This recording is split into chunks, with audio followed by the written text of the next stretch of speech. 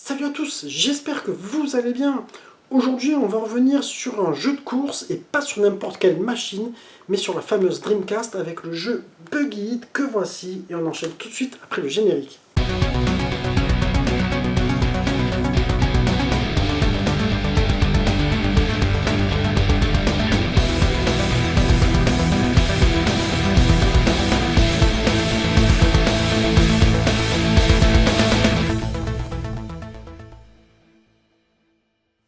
Alors Buggy It, je crois qu'il est sorti uniquement sur Dreamcast, je crois qu'il n'a pas eu de version Naomi, vous me corrigerez si je me trompe.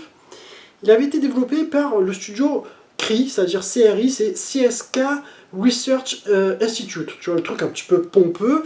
Mais ce que j'ai vu, c'est qu'en fait, les principaux actionnaires sont Sega Sammy. Donc ça doit être une filiale tout simplement de Sega Sammy. Alors à savoir qu'il est sorti le 8 juillet 1999 au Japon comme ceci.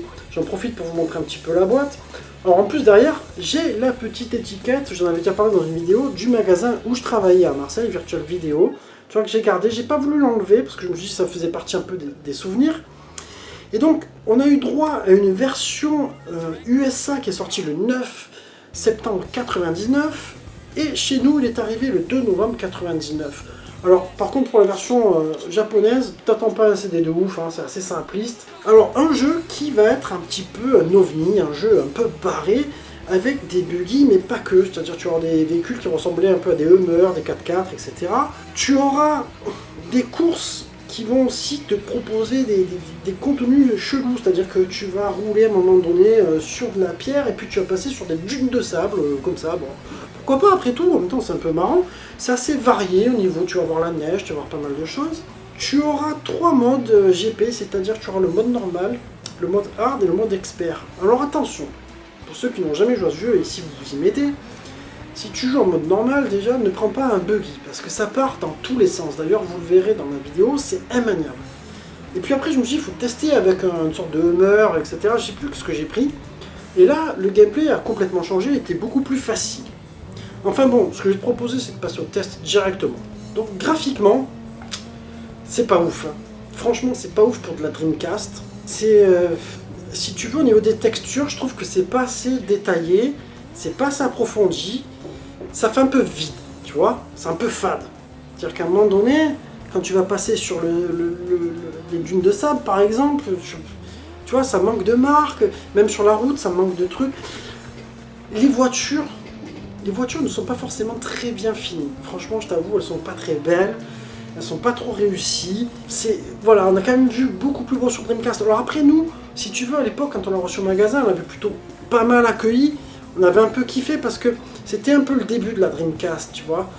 Et bon, on venait de la PS1 avec des graphismes 3D, hein, donc on dit toujours que ça pique encore bien aujourd'hui, et de Saturn. Donc c'était un peu une évolution. Alors sur le moment on a trouvé ça beau, mais maintenant avec le recul tu te rends compte quand même que c'est pas terrible du tout. Donc je te dirais que graphiquement ça va être du 13 sur 20, vous me direz si vous êtes d'accord. Au niveau animation, c'est plutôt fluide. Tu n'auras pas de ralentissement, tu vois, mais ça manque énormément d'effets. Tu vois, je trouve que quand justement tu passes sur ces fameuses dunes, ça aurait pu envoyer un petit peu de la fumée, enfin tu vois, mettre du sable sur la voiture, des petits détails comme ça manque pas mal. Et à un moment donné, tu auras un stage où tu auras la neige, alors c'est pas trop mal, mais c'est vraiment...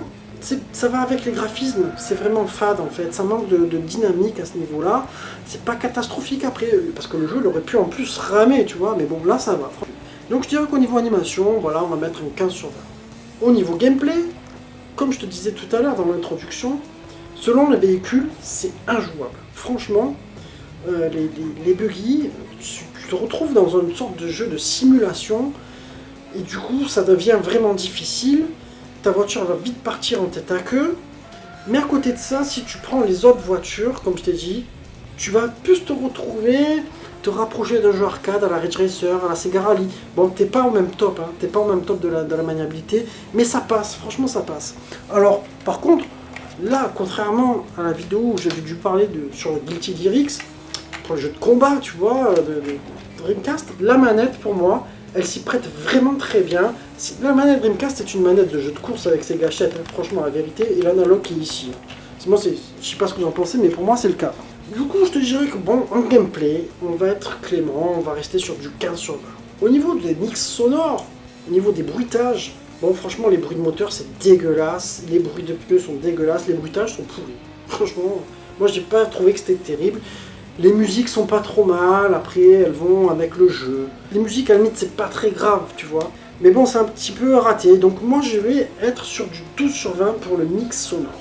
Au niveau durée de vie, bon, c'est un jeu que tu joueras pas très souvent, mais quand tu le mets, c'est vrai que quand tu reprends le coup, tu trouves le bon véhicule, tu vas vouloir jouer un petit peu, 20 minutes, une demi-heure. C'est pas... Il n'y a pas énormément de courses, t'as 3 modes. Alors oui, en courses, j'ai plus compté, j'ai peut-être 8, je sais plus.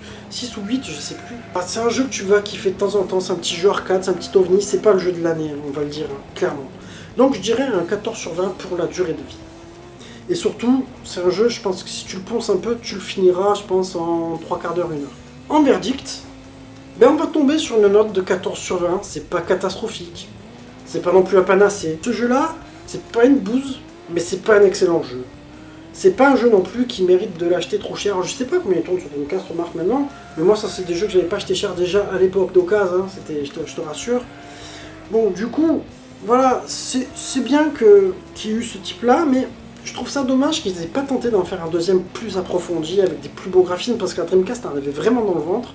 Et surtout que bon, il y avait encore 2 ans pour sortir des bons jeux sur cette machine, puisque c'est éteinte en 2001, de ce que je me rappelle, ou 2001 ou 2002, je sais plus, ouais. On arrive sur la fin de ma vidéo, j'espère qu'elle vous aura plu. Après, c'est un jeu que vous pourrez tester, vous me direz dans les commentaires. Et bien en attendant, je vous embrasse tous, et puis je vous dis à très bientôt. Ciao, ciao.